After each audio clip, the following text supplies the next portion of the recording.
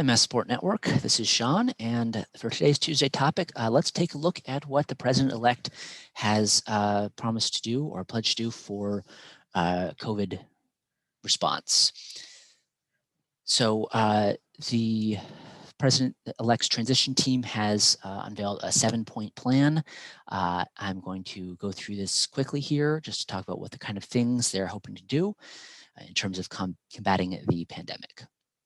So the first point is testing, which involves a lot of investment in new tests, including things like rapid tests and at-home tests, which may change the way we're able to identify people who are infectious.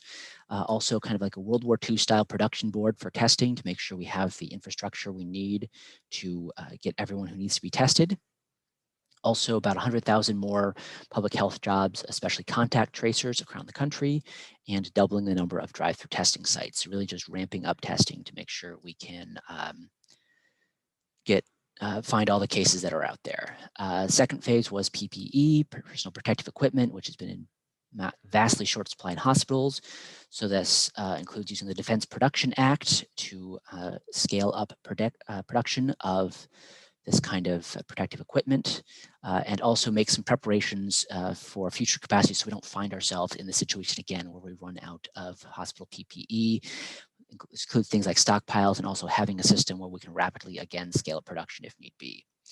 The third one is about guidance or resources. It's kind of the more vaguely worded bullet, but they say, quote, provide clear, consistent, evidence-based guidance for how communities should navigate the pandemic and the resources for schools, small businesses, and families to make it through. So it's kind of a combined point here, but they mentioned having the CDC create specific guidance on opening and closing businesses and schools, what the thresholds for those are, how to make spaces safe from COVID, restrictions on gathering, and stay-at-home restrictions. So these are the ideas to have guidance both for individuals and for local governments to put out public health guidelines. So it's not kind of the piecemeal sort of thing we're seeing right now. This also includes funds for governments and schools and small businesses to operate safely, to make up for budgetary shortfalls, especially like in schools, so they don't have to lay off teachers to deal with COVID preparations. However, it's worth noting that small business funds are for safe operations. There was no provision so far mentioned just to kind of, as is often been suggested by epidemiologists, just pay businesses to stay closed.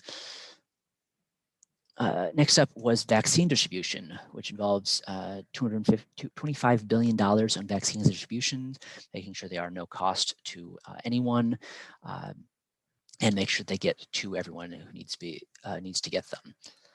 Also, measures on preventing price gouging and new treatments, and a big one on transparency in the vaccine development and efficacy.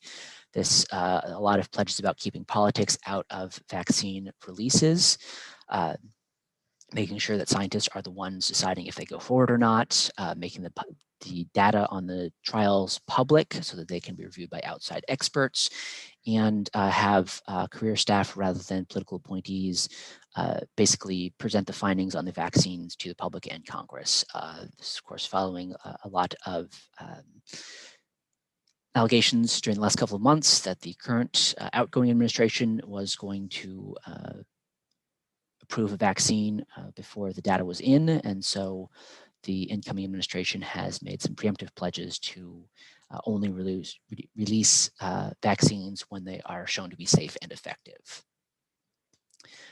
They also have a bullet on protecting at-risk populations, which unlike what we've seen in some plans like the Great Barrington Declaration, which think about as people just with like the elderly, they actually are going to make a racial and ethnic disparities task force to address how the pandemic is disproportionately impacting minorities, which is supposed to become a permanent institution afterwards to address future disparities in other infectious disease, and also to create a national pandemic dashboard. So we've all seen the various dashboards that states and colleges and other institutions have for the pandemic in their local areas, but this is to actually make a national one, which does not currently exist.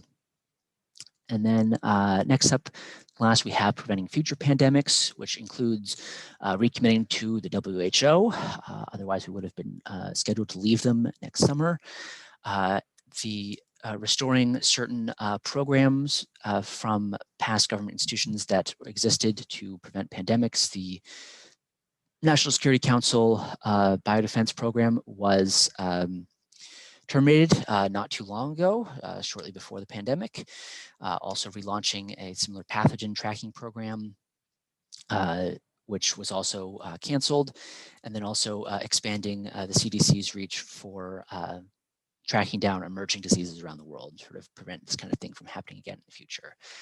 And finally, the big one, mask mandate, which is basically saying everyone outside your household, around other people, wear a mask. And for governors to make it mandatory in their states and local governments to make it mandatory in their areas. Now, not sure how much of this one or a lot of these points we'll really be able to go through. Whether if local governments can or are able to resist them, or which of these policies will need to go through Congress. I'm not a political scientist, so I can't tell you that. I know that some things like rejoining the WHO is something that the president-elect will be able to do without having to go through Congress for. But this is the plan right now. There's also been a 12-person pandemic advisory board named, who's going to be part of the transition team in preparing for getting the pandemic plans up and running for January 20th. So there is a lot of things in motion for that. So one final thought for our week. Just a little comic that I'll let stand on its own. It just kind of amused me. And it's for sources today. Build Back Better is the Biden-Harris transition team's page that has their COVID plans. Also, there's a Stat News article which details their COVID-19 task force. And you can also always find our stuff on the website or social media. Remember to share those around. And everyone, stay safe. Take care this week.